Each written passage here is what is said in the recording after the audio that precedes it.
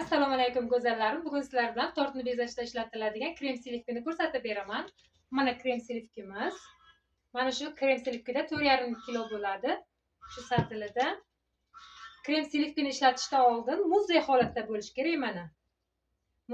Yoz oylarida hattoki bundan ham muzdek holatda bo'lishi kerak. Hozir bahor oyi bo'lgani uchun shu qattiqlikda ko'pirtirsangiz yaxshi chiqadi.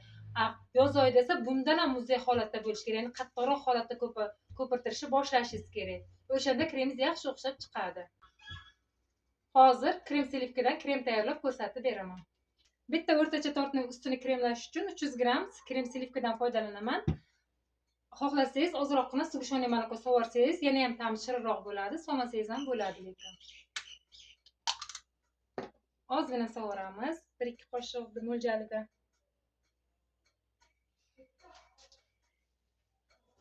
Ko'pirtirishni boshlaymiz.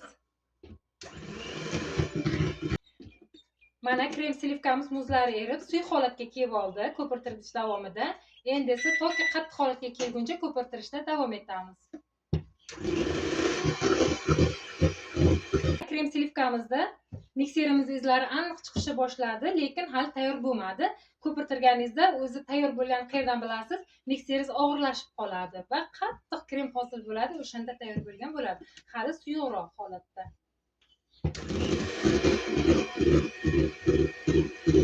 Mana kremimiz ham tayyor bo'ldi.